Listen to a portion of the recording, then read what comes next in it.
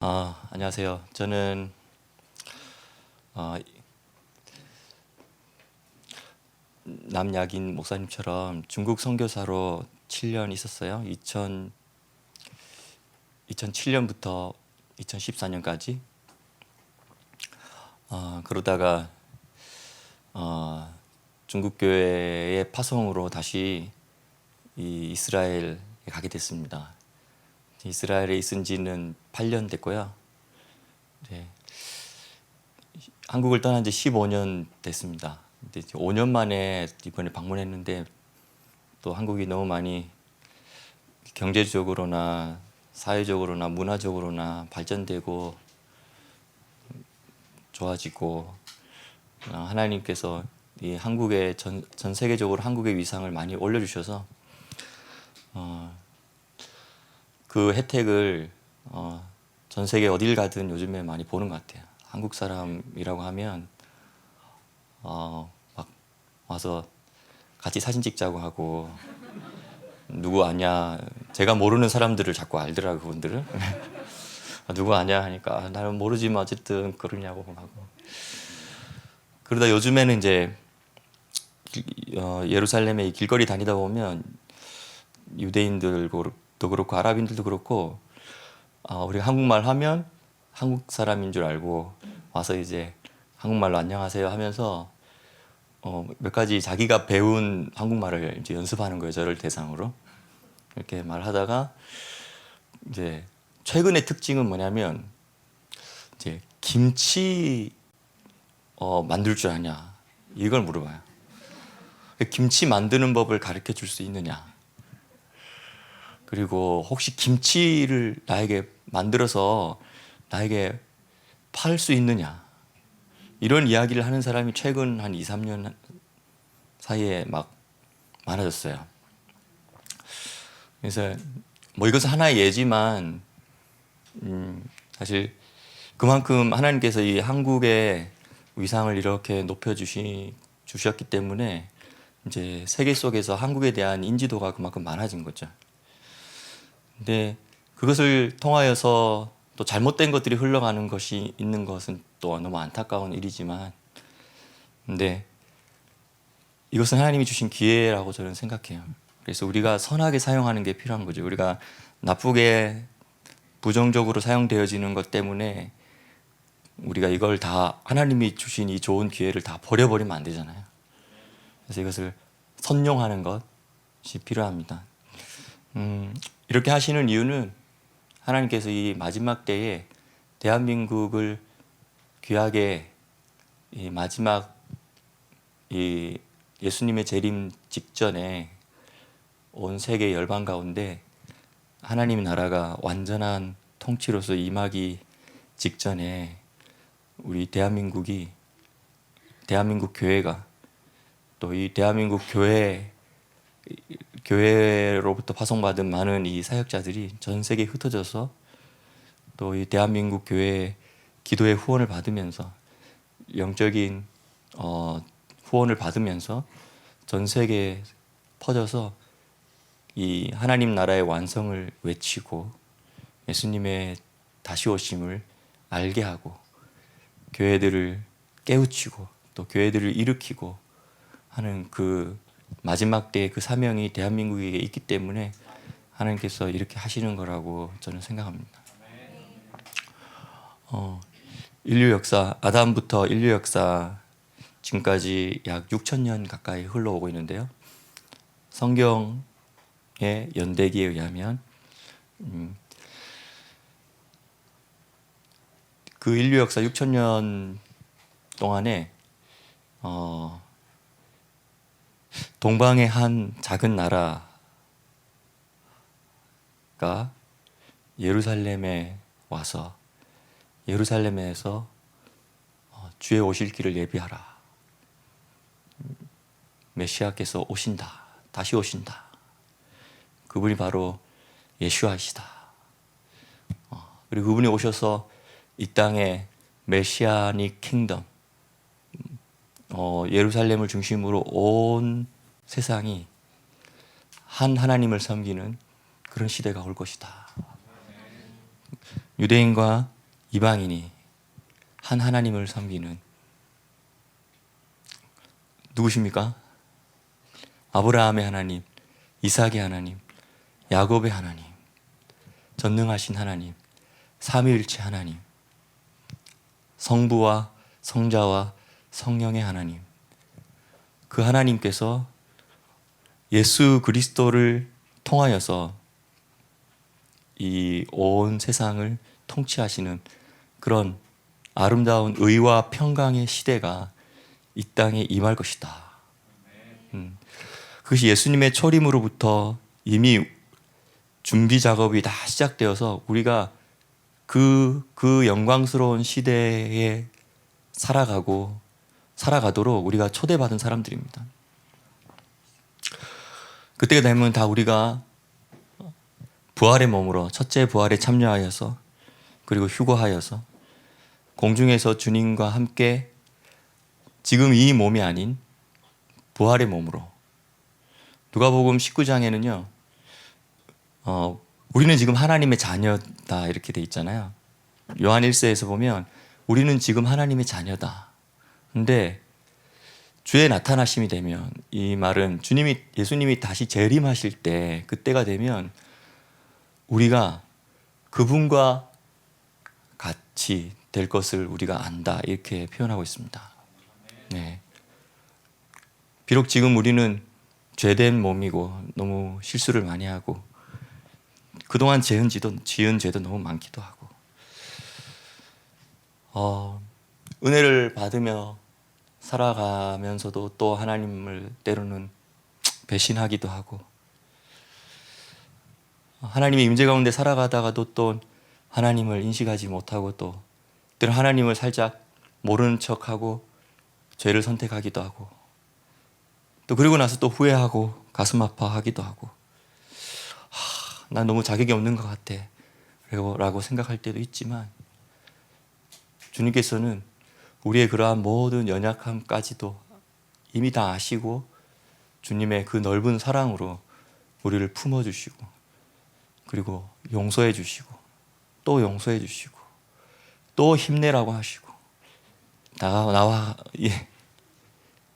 네 그런 나를 보시고도 나를 향하여서 어여쁜 자라고 주님은 사랑의 눈이 멀어서 나를 향하여서 어여쁜 자야 라고 말하면서 다시 일어나자. 또 나와 함께 가자. 내가 너와 함께 가야 할 너를 데리고 갈 저 목표가 있단다. 그것이 어디냐면 바로 하나님 아버지 보좌 앞까지인 겁니다. 그 보좌 앞까지 우리를 그 영광스러운 그 높은 하늘의 그 영광스러운 단계까지 우리를 데리고 가고 싶어서 우리를 창조하셨다는 거예요. 그리고 우리를 그 영광스러운 높은 단계까지 데려가기 위해서 창조하셨는데 우리가 그렇게 이끌림을 받아서 그 자리에까지 가기에 합당하지 않게 되는 여러 사건들, 에덴 동산에서부터 시작해서 여러 사건들이 있고 또 멀어져 간 사건들이 있기 때문에 주님께서 우리를 다시 아버지께로 가까이 이끌어 가시기 위해서 또 아버지께 가까이 나아갈 수 있는 자격을 우리에게 주시기 위해서 예수님을 보내신 것입니다. 그래서 예수님께서 말씀하시죠. 내가 곧 길이요. 어디로 나아가는 길이죠? 네, 아버지께로 나아가는 길인 것입니다. 또 진리요. 예수님 말고는 도대체 이 우리의 창조의 목적인 아버지 앞에 나아가는 방법이 없는 거예요. 이 방법이 아닌 다른 방법으로는 불가능하니 예수님이 내가 곧 진리라고 말씀하시는 겁니다. 그리고 생명이요. 네. 이 생명이라는 단어는 영생이라는 단어랑 항상 같이 생각해야 되는 단어예요. 예. 생명인 것입니다. 영생인 것입니다. 영원한 생명으로 우리를 초대하기 위해서 오신 분이 바로 예수님인 것이죠. 우리는 그렇게 지음 받았습니다. 처음부터 그렇게 지음 받았어요. 그런데 우리가 그렇게 지음 받은 그 높은 부르심이죠. 이 높은 부르심에 어떻게 보면 너무 참 자격도 없고 부족하고 정말 그 높은 부르심을 위하여서 창조된 것 맞아라고 생각될 만큼 보여지는 우리의 모습들 때문에 우리가 이 높은 부르심을 때로는 잊어버리기도 하고 때로는 설마 진짜일까? 이렇게 의심하기도 하고 근데 또 우리가 기도 가운데 예배 가운데 은혜가 막 임하면 와, 나를 이렇게 부족한 나를 정말 그렇게 영광스러움으로 나를 초대하셨다는 것 때문에 너무 감격해서 또 막 기뻐하기도 하고 눈물을 흘리기도 하고 울면서 기뻐하는 거예요. 이제 이 세상 사람들이 보면 미친 줄 알겠지만 너무 기뻐하면서도 눈물을 흘리면서도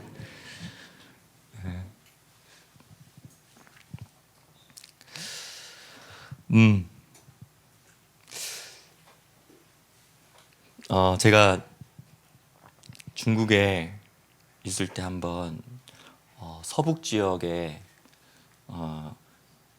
시닝이라는 지역이 있어요. 근데 그 지역에 이제 선교 여행을 간 적이 있었어요. 근데 그곳에 갔을 때 어떤 가정교회 지도자들을 또 비밀스럽게 만나서 호텔 방에서 이제 이제 보안을 잘 유지해야 되니까 그때는 7년이었네요. 2007년. 그 방에 앉아서 딱 만났는데 처음 만났잖아요. 너무 이야기가 잘 통하고 우리가 무슨 이야기 했을까요? 네, 하나님 나라 이야기했죠. 우리가 경험하는 하나님의 나라 또 이 가정교회들이 경험하면서 성장하고 있는 이 하나님의 나라 그 예수 그리스도의 사랑 처음 만났는데도 너무 말이 잘 통하고 그 영적인 교류가 딱 진행될 때 흐름이 있을 때 이게 특별히 뭐 찬양이 있는 것도 아니고 맞죠? 그냥 근데 말씀으로 하나님의 말씀으로 서로 교제하는 거잖아요. 또 간증으로 서로 교제하는 거잖아요. 내가 경험한 하나님의 나라, 내가 경험한 천국, 내가 경험한 하나님의 통치, 내가 경험한 성령의 체험, 이런 걸 막 이야기하는데 너무 달콤해가지고 우리 그때 한 6사람 정도 호텔 방에 앉아서 의자도 2개밖에 없으니까 침대에 앉고 이렇게 둘러서 앉아서 막 이야기하는데 너무너무 달콤하니까 그런 거 있죠. 침이 너무 좋다. 네. 근데 막 서로 얼굴을 바라보는데 그냥 진짜 천사의 얼굴 같은 거예요. 막 얼굴에서 막 빛이 나고 아름다운 미소와 즐거움과 또 때로는 중간중간에 또 아픈 핍박의 이야기나 어려운 이야기를 할 때도 있을 때는 그때 또 함께 막 슬퍼하기도 하고 막 안타까워하기도 하고 축복하기도 하고 그렇게 대화가 막 진행되고 있는데 우리 서로 처음 만났는데 우리가 너무 거룩한 사랑을 서로 하고 있는 거야. 너무너무 거룩하게 서로를 사랑하고 서로를 기뻐하고 있는 거예요. 서로의 하나님의 이야기, 간증을 이야기를 들으면서도 막 박수를 치고 우리 서로가 잘된 이야기 들으면 막 함께 기뻐하고 함께 즐거워하고 내가 기쁜 것보다 내일보다도 내가 막 더 기뻐해주고 막 하이파이브를 하면서 힘내라고 잘하고 있다고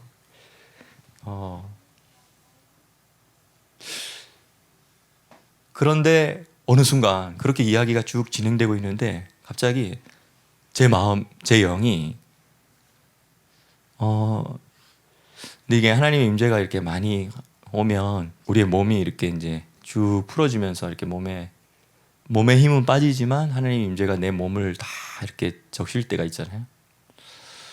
그 제가 그 의자에 앉아서 뒤로 몸을 다 기대고 가만히 이렇게 듣고 있다가 제가 눈을 떴는지 감았는지 모르겠지만 제 영이 이렇게 하늘로 쭉 올라가는 것 같았어요.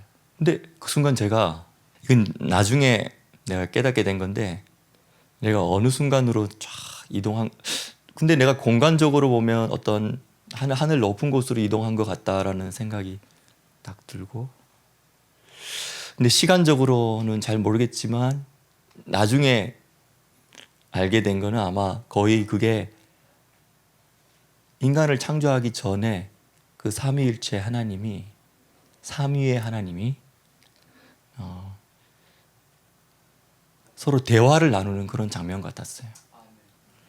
근데 제 영이 그 장면으로 이렇게 쭉 근데 방금 전에 지금 우리가 대화하고 있었던 그 너무너무 서로 사랑하고 서로 기뻐하고 서로를 축복하고 하는 이 느낌 있잖아요. 이 느낌이 그대로 그 위에 있는 건데 너무너무 그 느낌과 닮은 느낌을 제가 그 하늘 삼위 하나님이 대화하는 장면에 참여를 하는데 그 순간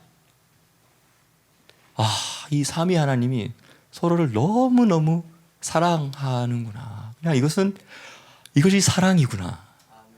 이것이 사랑 그 자체구나라는 걸 제가 느꼈어요. 이제 아마 아주 조금 느낀 걸 거예요. 그러면서 너무 좋구나. 우리가 너무 좋다.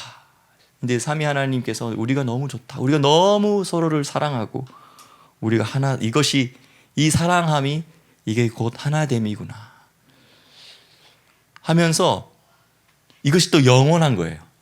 사랑이 영원하고 그리고 이 사랑에는 부족함이 없는 거예요. 너무 완벽하고요. 너무 완전한 사랑인 거예요. 어떠한 결핍도 없어요. 이것이 영원해요. 이 땅에서는 도저히 맛볼 수 없는 그런 완전함이 거기에 느껴졌어요. 그런데 그 하나님께서 이런 마음으로 서로를 대화하시는 것 같았어요. 우리 이렇게 좋은데 이렇게 좋은 것을 누군가 우리 셋만이 아니라 또 누군가 이곳에 이 사랑의 자리에 이 영원한 연합의 자리에 초대하여서 함께하고 싶다. 그런 거 있죠. 너무 좋은 좋은 걸 우리가 딱 맞이하고 있으면 그냥 사랑하는 사람이 생각나는 거 있죠. 대부분 자녀들이 먼저 생각날 것 같아요. 맞죠?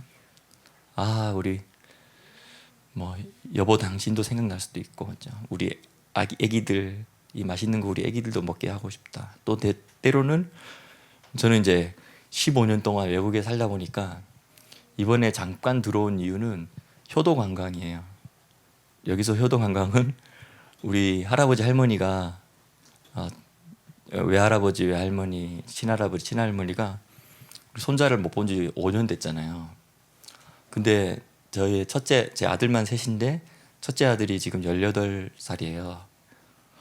이제 얘들이 5년 전에 이제 초등학교 4, 5학년, 6학년 정도 됐을 때였는데 그때 작았거든요. 그 둘째나 그 밑에 셋째는 또 유치원이었고 막 그랬거든요. 거의 그 정도 된 것 같아요. 근데 이만했던 애가 지금 키가 183이에요. 그러니까 얼마나 많이 컸어요. 저보다 더 커요, 둘째는. 그러니까 할아버지 할머니들 얼마나 보고 싶어요. 줌으로 보는 게 한계가 있지. 그리고 사실은 효도라는 게 다른 게 있나요? 일단은 1단계 효도는 그래도 부모님 얼굴 찾아가서 얼굴 보여드리는 게 보고 싶은 그 부모님이 얼마나 보고 싶어요. 맞죠? 근데 이게 내리사랑이라고 내 아들 딸보다는 손자 손녀에게 더 사랑이 더 가는 거예요. 맞죠? 아직 저는 손자 손녀가 없어서 모르겠지만, 근데 우리의 할아버지 할머니들이 이렇게 손자를 향한 대화하는 것, 목소리, 얼굴 막 없는데도 막 더 주고 싶어하는 이런 모습들을 보면 이게 더하구나, 내려갈수록 더하구나, 그런 생각하면 그런 생각이 들어요. 내려갈수록 더하는데 뭐 그렇다고 손자 손녀들이 뭐 더 모든 면에서 말도 잘 듣고 뭐 그래서라기보다는 그냥 사랑이 더 흐르는 거죠. 자, 그래서 우리는 아담 이후로 우리는 지금 몇 세대가 흘렀는지 모르겠는데 몇백 세대가 흘렀으니, 그죠? 하나님 아버지 입장에서 보면 우리는 아담 때보다는 부족한 게 훨씬 많아도 그 손자 손녀 증손자 증손녀를 사랑하는 그 할아버지 할머니들의 이 내리사랑의 마음으로 보면 우리는 아담보다는 훨씬 부족한 게, 연약한 게 많아도 하나님 아버지는 우리를 너무너무 귀하다고 생각하시고 그냥 어여쁘게 생각하시고 간절하게, 때로는 애절하게 더 우리를 아끼시며 사랑하신다는 게 느껴집니다. 그런데 지금 근데 하나님의 삼위 하나님이 그렇게 대화하시면서 이렇게 좋은 걸 우리 셋만, 완전한 이 사랑을 우리 셋만 영원히 끝까지 끝도 없이 우리 셋만, 상상이 갑니까? 이 완전한 사랑 안에서 우리 셋만 영원히? 이게 상상 가나요? 너무 아쉽죠? 그럴 것 같아요? 우리 애들이 너무 똑똑한 것, 말씀을 잘 알아듣고 이해를 해요. 이 셋만이 영원히 이렇게 시간 보내는 게 아쉬운 거야. 네. 근데 사실 이 사랑 자체는 아쉬움이 있어요, 없어요? 없어요. 이 사랑 자체는 결핍이 있어요, 없어요? 없어요. 완벽한 사랑이에요. 영원한 사랑이에요. 근데 놀랍게도 말도 안 되는 결핍이라는 게 느껴지는 거야. 부족함이라는 게 느껴지는 거야. 아쉬움이라는 게 느껴지는 거야. 누군가를 초대하고 싶다. 그래서 그 누군가와 함께 이 사랑을 더 많이 나누고 더 많은 자들을 이곳에 초대해서 우리가 더 많은 사람과 함께 영원히 이 사랑을 누리면 더 좋겠다.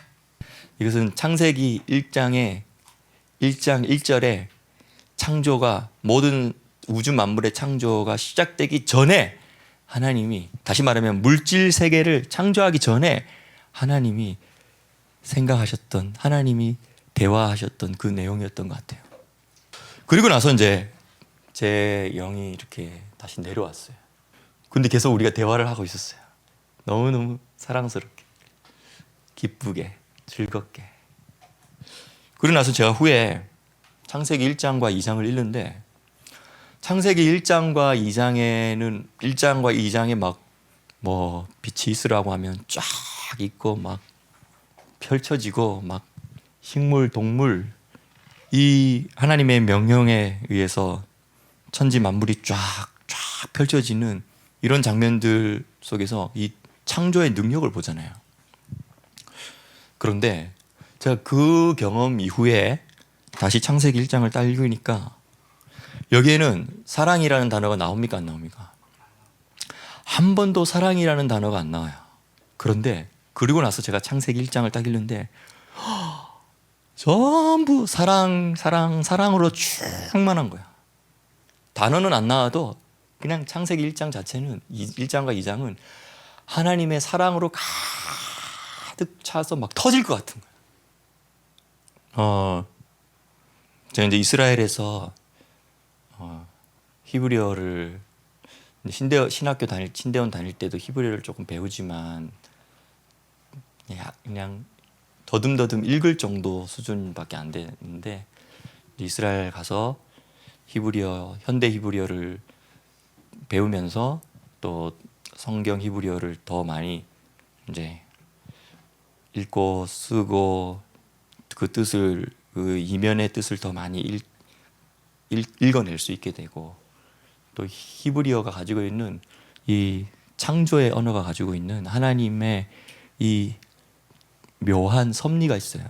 그래서 여러 겹으로 여러 차원으로 하나님이 말씀 하나, 한 구절, 때로는 한 단어 가지고도 하나님은 이번에 읽으면 이런 뜻인 줄 아는데 1년 후에 내가 다른 또 성장이 있고 경험이 있고 체험이 있고 또 주변 상황이 바뀌고 시대가 바뀌고 나면서 또 다시 그 똑같은 말씀을 읽으면 또 다른 똑같은 구절에서 하나님은 또 다른 말씀을 하실 수 있고 또 다른 뜻이 보이고 이런 게 있어요.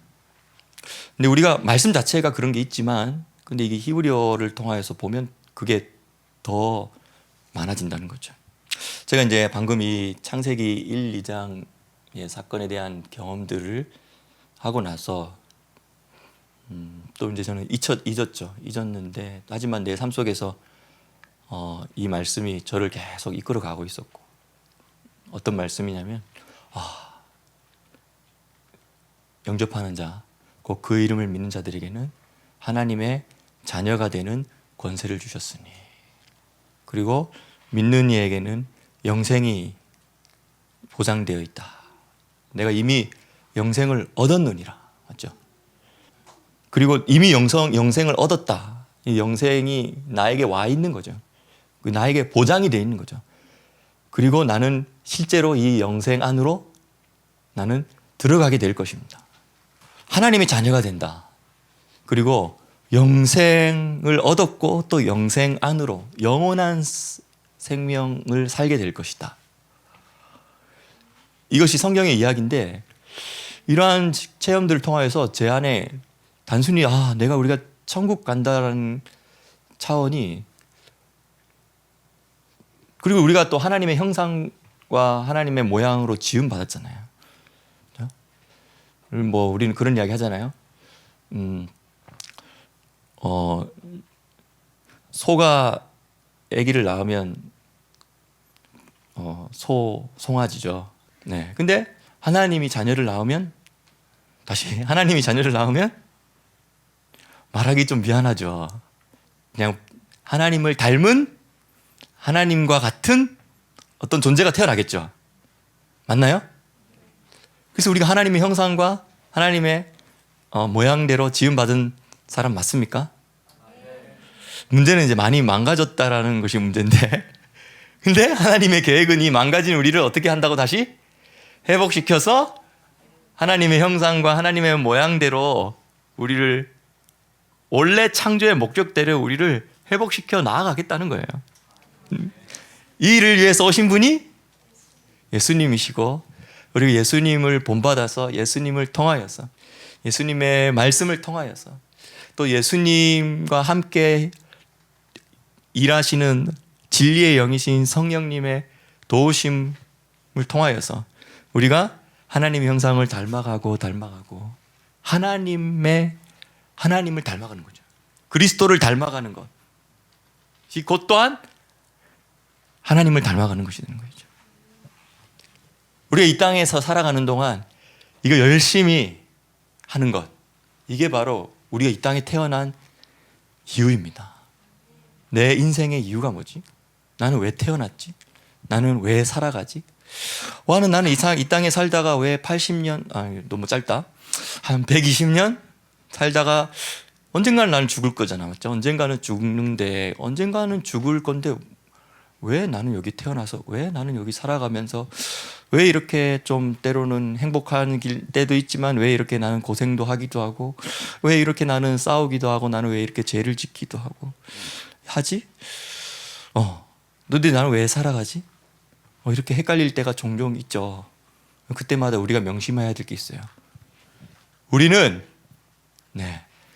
하나님의 형상과 모양대로 창조되었기 때문에 우리는 그 그리스도를 닮아가고 하나님을 닮아가고 그 과정을 얼마만큼 이 땅 가운데서 잘 닮아가느냐, 그걸 연습해 보느냐, 얼마만큼 하나님 따라 한번 해보려고 하느냐, 예수님과 동참을 해보려고 하느냐, 예수님의 십자가도 한번 때로는 닮아가고, 때로는 예수님의 그 성령의 능력으로 사람들과 함께 사역하던 그것도 닮아가고, 때로는 예수님의 고난에도 동참하고 해보는 거죠.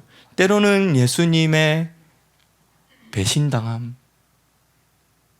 내가 우리 살아가면 가깝게 지내는데 갑자기 배신을 당할 때도 있는 경험이 항상 있어요, 우리는.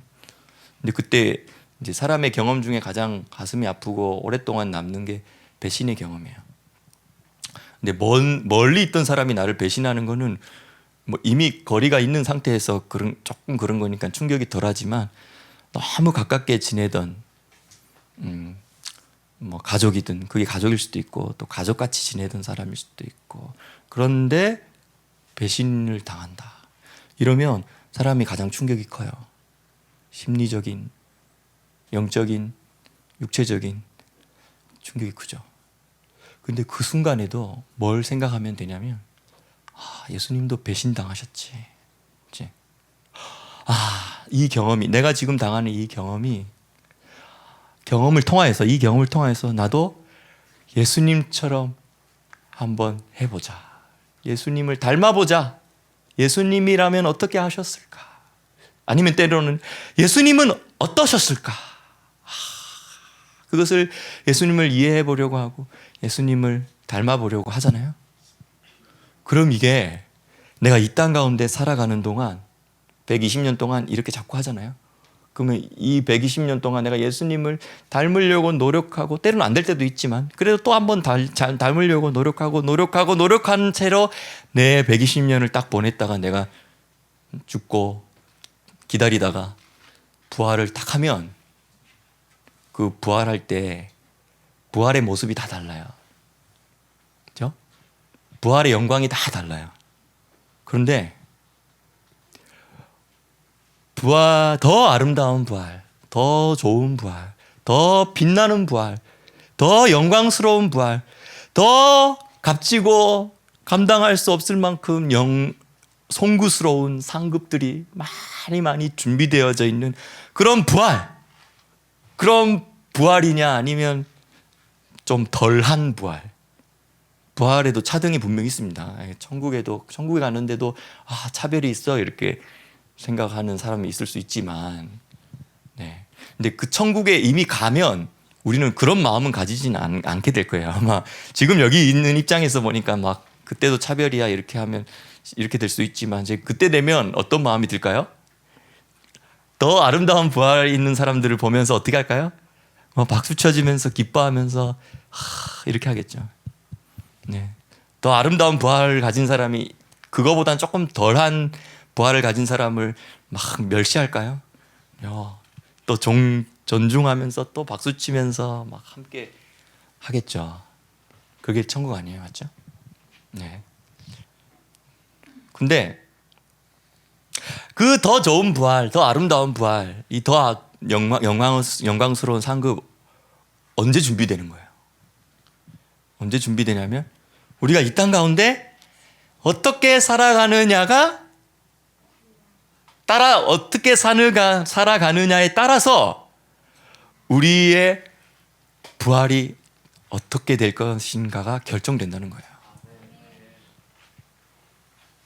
이런 사실을 인식한다면, 진짜 이러한 이 사실을 믿는다면, 지금 우리가 살아가는 이 매일매일 순간에 우리의 결정해야 될 것 많고, 우리가 말해야 될 것도 많고, 우리의 표정, 우리의 말, 우리의 행동, 우리가 사람을 대할 때, 그렇죠? 우리가 어떤 일을 결정해야 될 때 우리가 어떻게 하려고 할까요? 그 영원을 생각하면서, 그렇죠? 이 땅에 잠깐 있다가 없어질 것 때문에 그 영혼을 내동댕이 치는 일을 하지 않겠죠. 이게 바로 믿음입니다. 이러한 믿음은 인류 역사 어느 시대에도 항상 필요했었지만, 이 마지막 때에 예수님이 오시기 가까이 오는 이 말세 중에서도 끝부분인 말세지말이라고 하죠. 이때는 이러한 믿음이 더 필요합니다. 그만큼 영적인 저항이 그 어느 때보다도 치열해질 것이기 때문이고, 또 반대로 뒤집어서 말하면 영적인 저항이 그 어느 때보다도 치열해진다라는 것은 그만큼 지금 뭐가 오고 있다는 거예요? 엄청난 영광스러운 하나님의 나라가 완전하게 이 땅에 이루어지기 위해서 지금 하늘이 점점 영광, 빛의 하늘이 점점 내려오니까, 내려오다가 이 중간에 있는 어둠의 하늘이 어떻게 될까요? 이렇게 하겠지만 이길 수 있나요? 점점 밀려 내려오면 어떻게 돼요? 네, 우리 그냥 말로 짜부가 된다고 하는데 이건 사투리인가요? 이거는 경상도 사투리인가 보다. 일단 밀려서 완전히 이렇게 압착이 된다는 뜻이에요. 네. 그냥 밀려 내려오면, 사실은 이들이 그전에는 이 둘째 하늘과 악한 하늘에서 자기들의 부하들을 시켜서 지령을 내려서 이 악한 영들과 귀신들을 통하여서 이 세상을 혼란케 했던 시대가 있었다면, 이들이 하나님의 영광의 나라가 이제 점점 가까워지기 위해서 준비를 하면서 점점 내려오면서 애들도 점점 밀려서 이제 위에 있던 애들이 어디로 내려와요? 땅으로 내려오면 이 마지막 때에 더 혼란과 거짓과 속임과 미혹이 훨씬 많아지겠죠. 좀 그런 것 같지 않아요? 요즘에는 저는 한국에 있진 않지만 전 세계적인 현상이기도 하지만, 이제 한국에서 오시는 분들이 있으니까 한국 어떻게 돌아갑니까? 이제 소식을 듣기도 하고 뉴스를 통해서 보기도. 근데 뉴스는 항상 좀 어두운 면을 더 많이 강조한 점이 있기 때문에 제가 그거 참고는 하지만, 이제 한국에서 오신 분들도 듣고 이러면 정말 사람들이 분별을 못하는구나. 잘못된 선택을 하고 잘못된 것을 옳다고 하고, 그리고 오히려 바른 것을 말하면 바른 걸 말하는 사람이 오히려 소수가 되고 잘못된 것이 대다수가 돼버리는, 언론도 그렇고 여론도 그렇고, 이게 실제로 이게 많은 것 같기도 하고, 그리고 조작도 너무 많은 것 같기도 하고, 속임수도 너무 많고, 거짓말도 너무 많고, 미혹도 너무 많고, 때로는 어떻게 나는 교회 다니는 사람은 세상이 말하는 대로 미혹되지 않겠지라고 생각하고 싶지만 그렇지가 않고, 목사님들은 설마 미혹되어서 잘못된 선택을 하거나 아니면 이 세상의 잘못된 미디어와 거짓말에 속아 넘어가서 잘못된 것을 지지하거나 이렇게 하지 않겠지라고 생각하는데, 그래서 이게 지금 이런데 이제 사실은 이게 더 심해지면 심해지는 방향으로 가지 나아지는 방향으로 갈 것 같지가 않은 거예요. 근데 우리는 싸울 것입니다. 네. 싸움이 치열해도 물러서지 않으리, 승리의 그날까지. 이런 찬양이 있는데,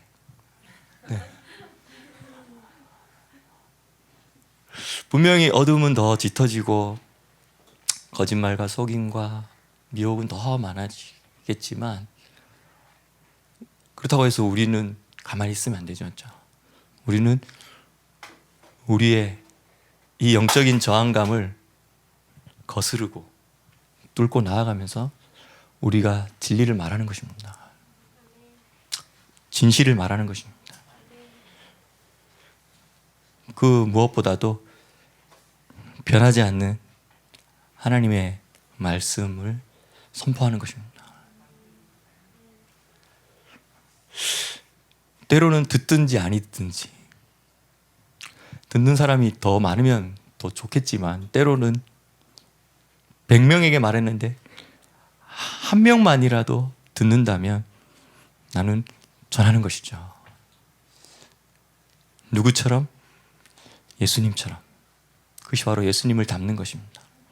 근데 그렇게 이 땅 가운데서 믿음으로 살려고, 진리로 살려고 애를 쓰는 그 모습이 우리의 무엇을 바꿔준다고요? 우리의 부활 이후에 우리의 상급과 우리의 영광, 부활 이후에 우리의 영광스러운 상태, 이것을 바꿔준다는 거예요. 그러려면, 이게 진짜라면 투자해야 되겠습니까? 투자해야 되지 않겠습니까? 네. 이것을 투자하기 위해서 나의 믿음을 사용하고, 이것을 투자하기 위해서 내가 말씀을 선택하고, 이것을 투자하기 위해서 내가 사랑하기를 또 선택하고, 이것을 투자하기 위해서 내 입술에서 말이 나올 때 말을 내가 가려서 하는 것이죠. 나의 입을 조심하며 혀로 죄를 범치 아니하며, 나를 살피는 것이죠. 여호와여, 혹시 내게 선한 것이 있지 않은지 나를 살펴보시고 나의 영원한 길로 인도하소서. 이거 시편 139편이잖아요. 이 다윗의 시편인데요. 지금 우리가 이야기하던 이런 이야기들에 대한 개념들 있죠. 이런 개념들 다윗이 가지고 있었을까요? 안 가지고 있었을까요? 가지고 있었어요. 우리는 이제 성경 읽을 때 이런 거 조심해야 될 필요가 있어요. 뭐냐면, 야, 지금 2022년을 살아가는, 이런 현대 문명을 살아가는 우리들이 더 똑똑했고, 다윗은 물론 위대하지만, 모세는, 아브라함은 우리보다 물론 위대했지만, 때로는 홍수 이전에 살았던 에녹 같은 사람들도 우리보다 믿음은 위대했겠지만 우리보다 지식은 떨어지고 우리보다 지혜는 떨어졌을지도 몰라. 우리가 아는 지금 이 많은 지식보다 그들은 덜 우리보다는 좀 조금 알고 있을지도 몰라라고 착각하는 오류를 우리가 범하지만, 물론 어떤 영역에서는 지금 현대 과학이 발달됐기 때문에 우리가 더 아는 부분이 있을지 모르겠어요, 그들보다. 근데요, 우리가 모르고 있는 것들 중에서 그들이 알고 있는 것들이 훨씬 많은 부분이 있다라는 걸 우리 성경 읽을 때 항상 인정하면서 읽어야 돼요. 여러분 여기 동의가 되시나요? 특별히 어떤 영역이냐면 이런 진리에 대한 영역, 하나님 말씀에 대한 영역, 또 영적인 세계에 대한 영역, 하늘에 대한 지식에 대한 영역, 하나님에 대한 지식, 이런 것들을 이제 히브리적인 관점이라고도 말할 수 있거든요. 히브리적인 관점. 이런 것들이 우리는 오히려 지금 모르는 거예요. 조금 공부해서 조금씩 아는데, 우리가 아는 이 조금에 비해서 다윗, 모세, 아브라함, 이들이 알고 인식했던 하나님에 대한 인식들은 기록상으로 이만큼만 남아있을 뿐이지 사실은 훨씬 깊고 훨씬 넓고, 근데 그렇기 때문에 그 중에서 이걸 이만큼이라도 남겨준 거예요. 그렇죠? 그러니까 우리가 항상 이런 생각을 바르게 잡아볼 필요가 있죠. 그런 생각을 이제 하고 나서, 이분들이 우리보다 영성이 더 깊고 우리가 모르는 어떤 걸 알고 있었을 거라는 생각을 하면서 성경을 다시 읽어보세요. 네. 눈이 많이 더 열릴 거예요. 제가 이스라엘에 있으면서 또 여러 가지, 또 유대인을 섬기고 또 아랍인을 섬기고 또 예수님의 다시 오심을 준비케 하는 이런 일들을 하나님이 보내셔서 이렇게 하고 있는데, 저에게 엄청난 유익이 되는 건 바로 이런 히브리어를 통하여서 히브리적인 관점으로 성경을 읽고 또 성경이 기록된 이 모든 기록된 성경의 참 고대 시대 때 참고 도서들 있잖아요. 이런 것들을 약 2000년 전, 2300년 전에 이러한 자료들을 제가 읽고 그것을 참고하고 연구하면서 그것을 통하여서 성경이 더 많이 읽혀지고 그동안 이 부분은 무슨 말을 하는 걸까라고 생각했던 기독교 세계에서도 조차 이건 무슨 의미일까라고 그래서 여러 신학자들끼리도 여러 의견이 있는 그런 것들 중에서 이게 초대교회 때는 어떻게 생각했는지 원래 이 구약에서부터 전통적으로 이 영역은 그들이 이렇게 생각을 해왔다라는 거 있죠. 근데 시간이 지나면서 이게 히브리적인 사고가 점점 멀어지게 되고 헬라적인 사고 또 세상적인 사고 또 뭐 과학적이라고 하는 사고 이런 것들이 들어오면서 어떨 때는 성경을 더 증명해 주는 방향으로 가는 부분도 있지만 어떤 거는 성경이 또 성경을 오해하게 만들고 성경을 다르게 해석하게 만드는 것도 있다는 거죠. 근데 이런 것들을 이제 하나씩 보면서 발견하게 되는 것 같아요. 이게 이제 이스라엘에 살아가면서 하나님께서 저에게 허락하시는 가장 큰 은총 중에 하나인 것 같아요.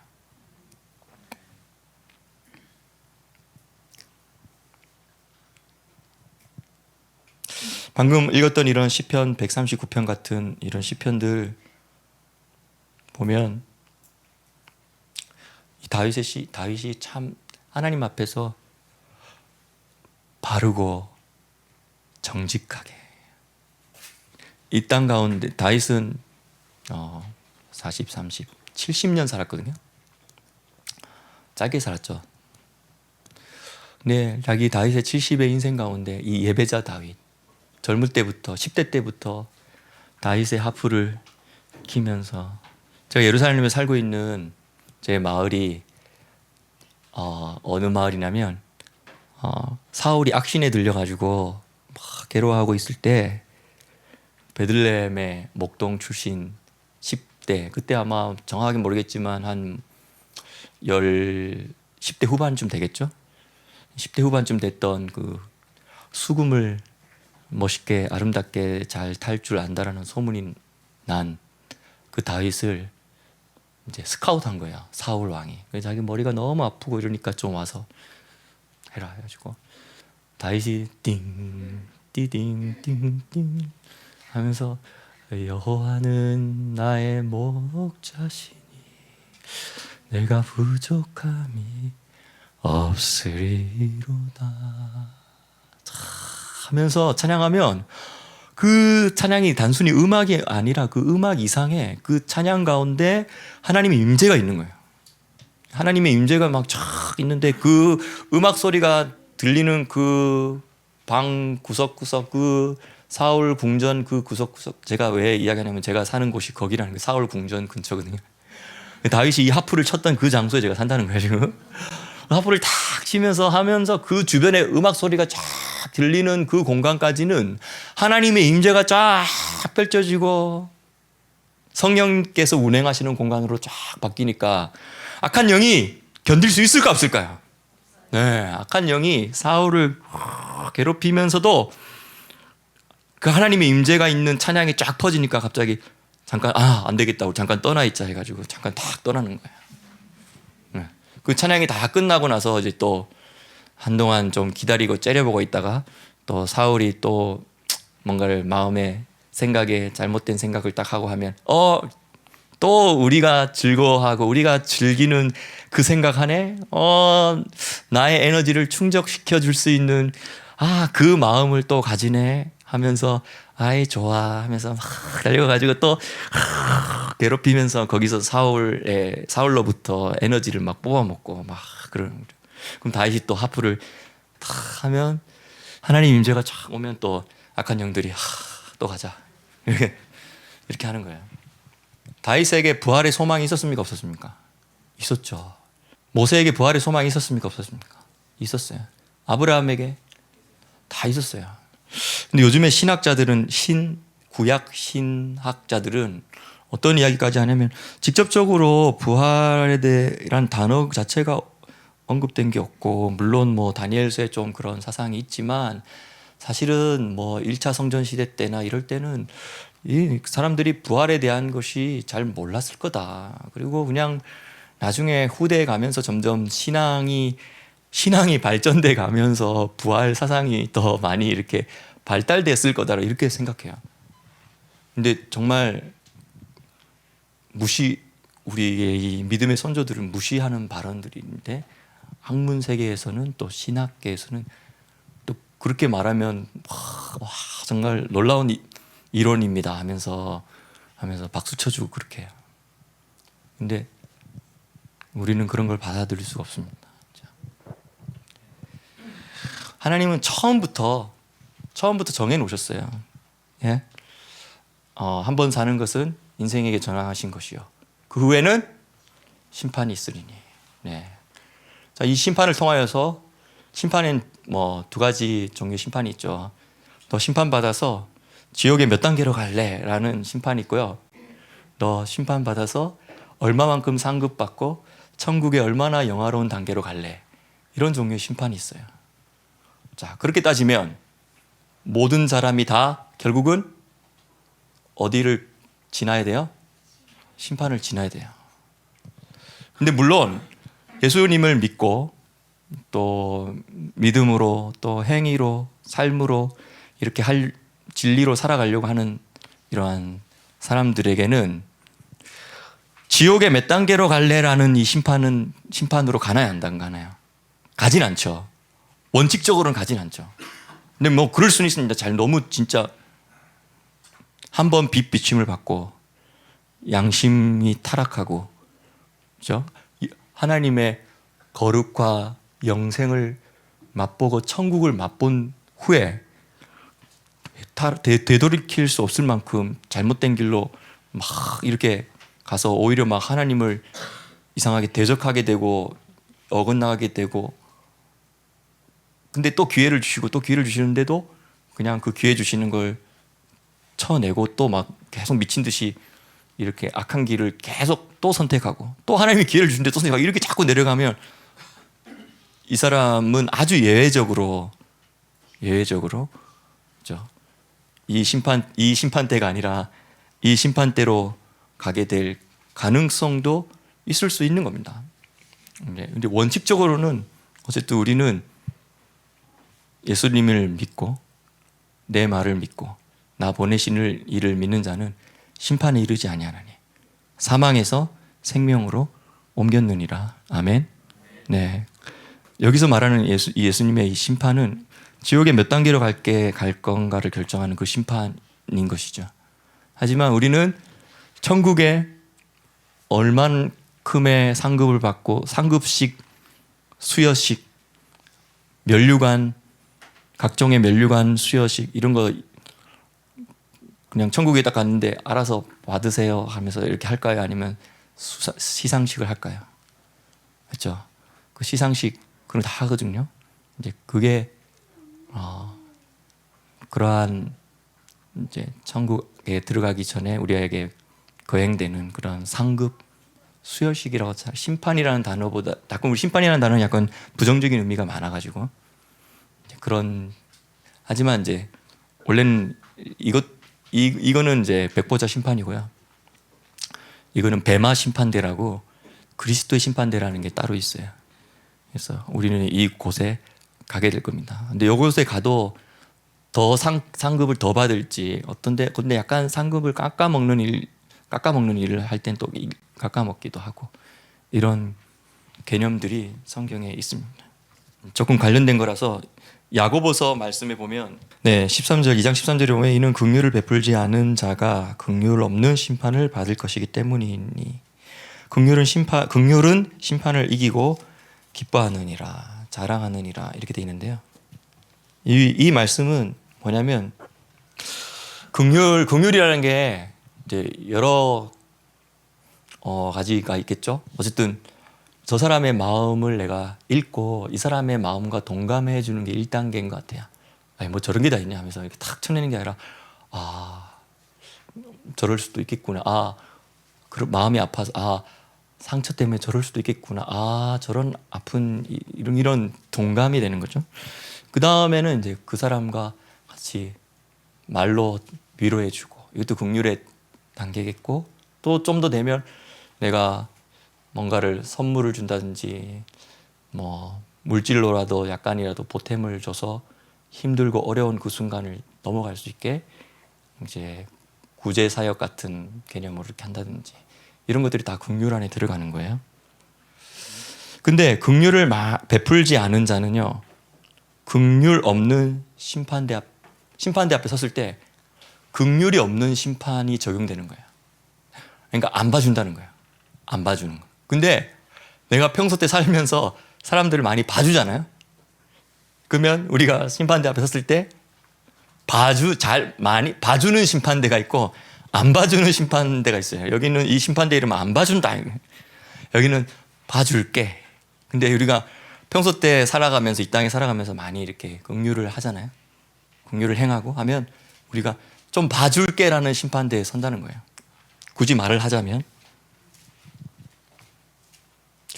그래서 그 다음 절에는 보면 긍휼은 심판을 이기고 기뻐하느니라. 이 그리스도의 심판대, 이거 베마 심판대라고 하는데요. 사도 바울이 우리가 다 그리스도의 심판대 앞에 서리라 이렇게 말하고 있어요. 만약에 우리가 생각할 때 심판대가 지금 이 두 가지 기억나죠? 이 심판대와 이 심판대. 이건 백보자 심판대고 이건 베마 심판대. 자, 이 백보자 심판대는 이제 지옥에 몇 단계로 갈 건지, 베마 심판대는 천국에 몇 단계로 갈 건지. 자, 근데 이 베마 심판대에 갔을 때도 어쨌든 우리가 불이 이렇게 확 지나가면서 이게 그냥 지푸라기로 지은 것, 이런 것들은 그냥 다 확 불살라 없어지고요. 금, 은, 동, 보석과 같은 것들로 내 인생을 건축했던 것들만 딱 남는 거예요. 어떤 사람은 이 땅에 살 때는 화려하게 사는 것 같고, 화려하게 믿는 것 같고, 화려하게 사역하는 것 같고 하지만 정작 하나님 앞에 딱 가보니까 하나님이 불을 이렇게 한번 소멸하는 불로 한번 불청소 이렇게 한번 쫙 했는데, 땅에서는 화려하게 보였는데 거기서는 홀라당 다 타버리고 그냥 조금 남는 거예요. 밑에 바닥에. 그나마 이제 그리스도를 믿는 그 믿음, 그렇죠? 그것이 딱 기초가 되어서 그 위에 벽돌 몇 개만 남고 위에 아름답게 쌓았다고 생각했는데 다 홀라당 다 타버리고, 좀 미안하면서도 부끄럽기도 하지만 그래도 여기 온 것이 너무 감사하면 이렇게 되는 사람 있겠죠. 그게 이제 고린도 전서 말씀에 이제 그런 이야기들을 하고 있는데, 근데 어떤 사람은 이런 사람이 있어요. 땅에서 볼 때는 그렇게 화려한 것 같진 않았어요. 근데 천국에 딱 올라가서 가니까 베마 심판대 앞에 딱 가니까 그리스도의 심판대. 근데 사실 이 심판대라고 번역하기보다는 또 심판석이라고 말하는 게 좋을 수 있어요. 이 베마라는 말은 운동 경기 할 때 경기에 심판하는 사람 있잖아요. 그렇죠. 이거는 좀 뭔가 이렇게 정말 뭐 대법원 같은데 법원에 딱 가가지고 뭐 감옥에 뭐 죄 형질을 딱 정해서 감옥에 몇 년형을 살지를 정하는 그런 심판대랑은 좀 느낌이 다르죠. 그냥 경주를 잘 했냐, 규칙대로 했느냐, 좀 약간 규칙을 깨고 했느냐. 우리가 이제 그리스도의 심판대 앞에 베마 심판대에 딱 섰을 때 사실 그때는 이제 다 드러나는 때거든요. 다 드러나니까 영광스러운 것도 드러나지만 사실은 부끄러운 것도 드러나거든요. 그러니까 얼마나 더 그래 부끄러워가지고 이제 고개를 확 숙이고 있는데, 근데 이게 긍휼의 심판대에 선 거예요. 어떤 사람이 갑자기 증언자가 나타나는 거예요. 제가 저 사람을 아는데요.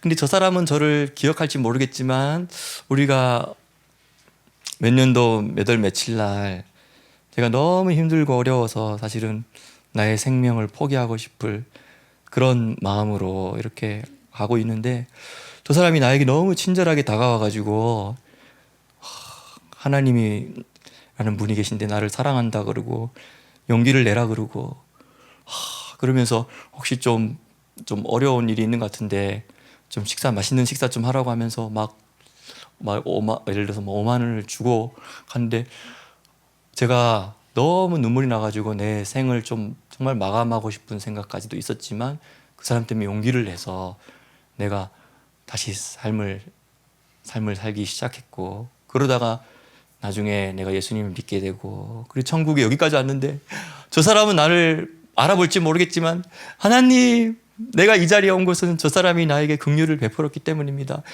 하나님, 그것을 좀 참조해 주십시오 라고 하는데, 갑자기 이 사람이, 부끄러웠던 사람이 내가 그런 선행을 내가 했었나? 그런데 또 그래도 아직까지는 좀 이 사람이 부끄러워 터이는데, 하나님, 또 다른 사람이 증언자가 또 나타나는 거예요.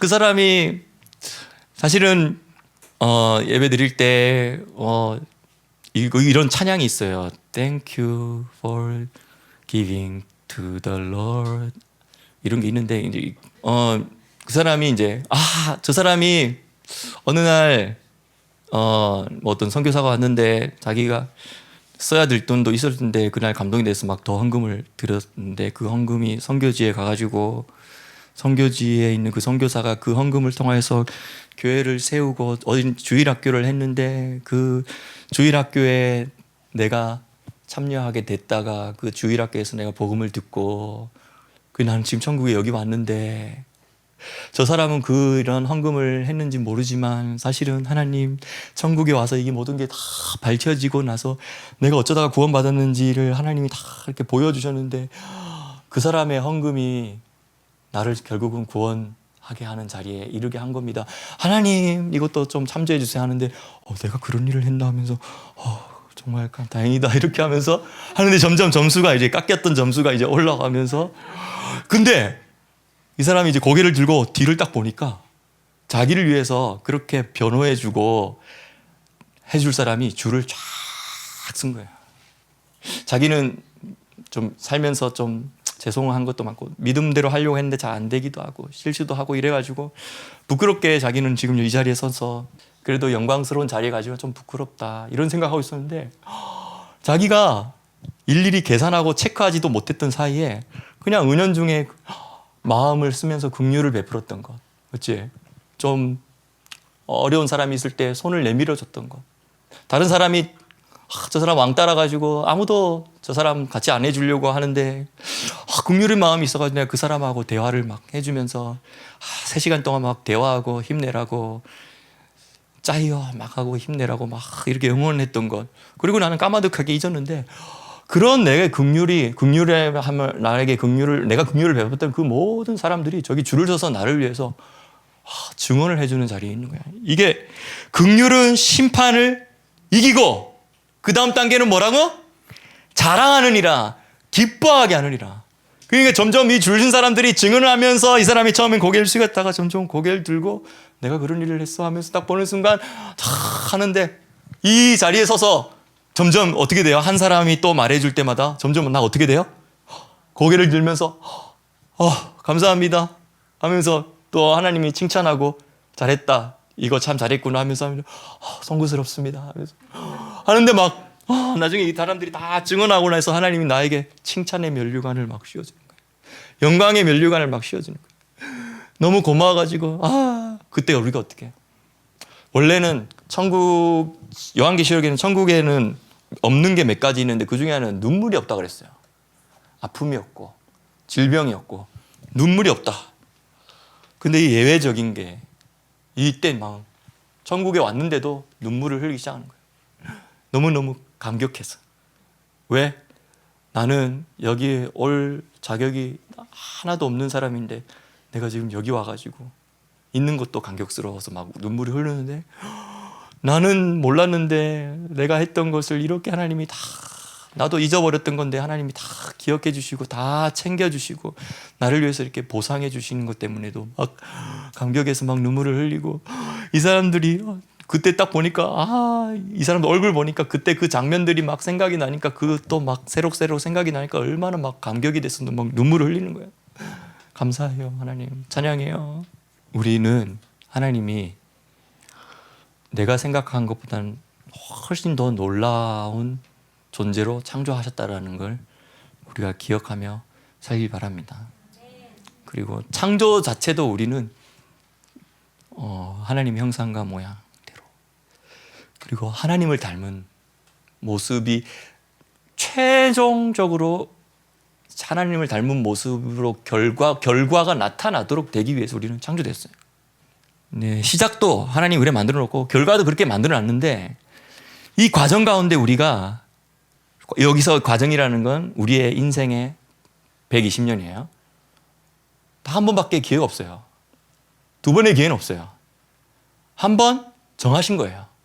이 한 번 정하신 120년은 한 번의 선택이 10년을 자유합니다 라는 뭐 이런 광고 문구 옛날에 있었죠.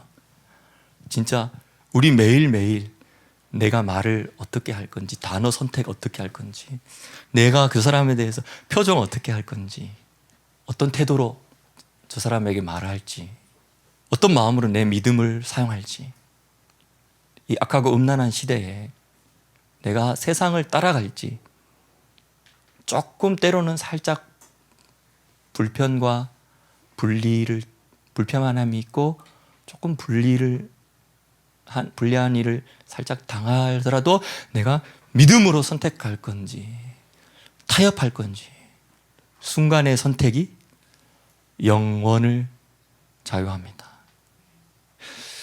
그 일순간의 선택이 정말 천년분량일 수도 있고요, 영원에서 그 일순간의 선택이 만년일지도 몰라요.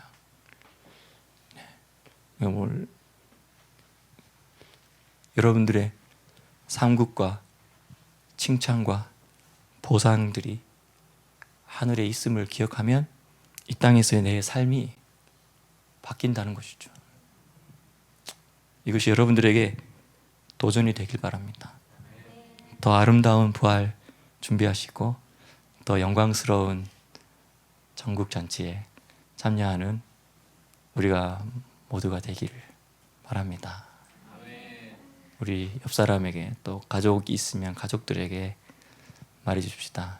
당신은 그 영광스러운 자리에 초대받은 자입니다. 너는 영광스러운 자리로 초대받은 자란다. 기도하고 마칠게요.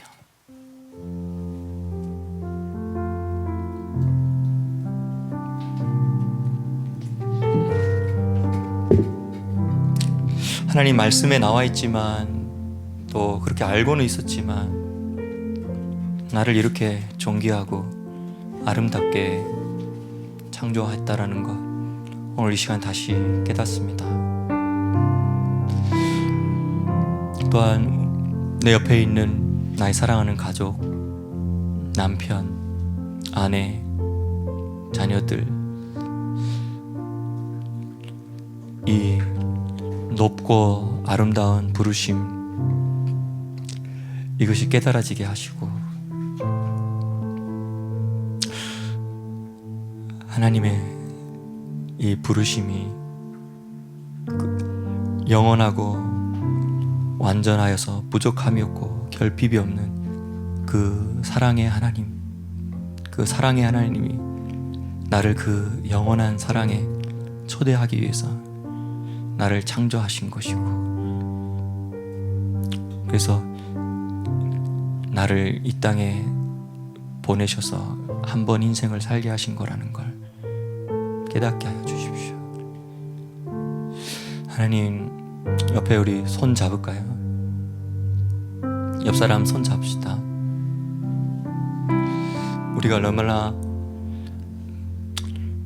부족함도 많고 죄도 많고 연약함도 많은 사람들끼리 우리가 살아가고 있습니다. 하나님, 우리가 긍휼을 베푸는 삶을 살게 해 주십시오. 마음을 서로의 마음을 읽어줄 수 있는 우리가 되기 원하고요. 때로는 화도 나지만 내가 긍휼의 마음으로 용서해 줄 수 있고 받아줄 수 있고 용납해 줄 수 있는 것을 내가 선택함으로 내가 긍휼히 심판을 이기고 자랑하고 기뻐하고 내 영광, 내 머리를 드시는 분, 그래서 감사 찬양하고 감격하며 찬양할 수 있는 그 마지막 순간이 되기를 우리가 기대하겠습니다. 감사합니다. 예수님의 이름으로 기도합니다.